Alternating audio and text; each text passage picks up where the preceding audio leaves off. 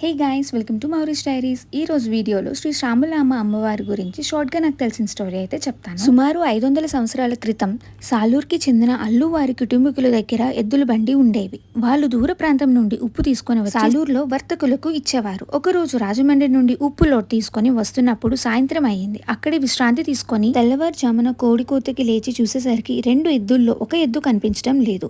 దూరం నుండి ఒక ఆడపిల్ల స్వరంతో, నేనున్నా లే, నీకు వచ్చిన భయమేమీ లేదు, ప్రయాణం మొదలు పెట్టండి, ఏమైనా ఆపదలు ఆటంకాలు వచ్చినా నేను చూసుకుంటాను అని వినిపించింది. ఎవరమ్మా మీరు, కనిపించకుండా మాట్లాడుతున్నారు అని అడగగా, అవన్నీ మీకెందుకు, నేనెవరో చెప్తాను, త్వరగా బయలుదేరండి అని చెప్పారంట. అలానే ఒక ఎద్దుతోనే సాలూరు చేరుకున్నారంట. కొన్ని రోజుల తర్వాత గాజులు అమ్మే వాళ్ళు వీధి వీధి తిరుగుతూ అలా అల్లువారి వీధికి వెళ్లారంట. ఒక ఇంట్లో నుండి, ఓయ్ గాజుల వ్యాపారి, మా ఇంటికి రా, నాకు గాజులు వై. తల్లిదండ్రులు బయటికి వెళ్తూ, నేను చిన్నపిల్లనని ఇంటికి తాళం వేసుకుని వెళ్లారు అంటూ తన 2 చేతుల్ని కిటికీ బయటికి పెట్టింది. ఆ వ్యాపారి తన దగ్గర ఉన్న గాజులన్నీ వేసేస్తాడు. ఆ విషయం అతనికి తట్టట్లేదు. ఏదో ఒక భ్రమలో ఉండి గాజులన్నీ వేసేశాడు. తర్వాత డబ్బులు అడిగారు. నేను చిన్నపిల్లని అయినందువల్ల నా తల్లిదండ్రులు నా దగ్గర డబ్బులు ఉంచలేదు, సాయంత్రం రమ్మని చెప్పింది. ఆ వ్యాపారి సాయంత్రం ఇంటికి వచ్చి అల్లు వారి కుటుంబీకులతో, అమ్మా ఉదయం మీ పాపకి నా దగ్గర ఉన్న గాజులన్నీ వేరు లేరని ఇప్పుడు రమ్మని చెప్పింది. అల్లు కుటుంబీకులు నవ్వుతూ, అయ్యా మీరు ఏ ఇంటిని చూసి పొరబడ్డారు, నాకు అసలు ఆడపిల్లలు లేరు, మిమ్మల్ని ఎలా నమ్మమంటారు అని ప్రశ్నించారు. అమ్మా నాకు బాగా గుర్తుంది, ఇదిగో ఈ కిటికీ నుండి గాజులు వేశాను, నన్ను నమ్మండి.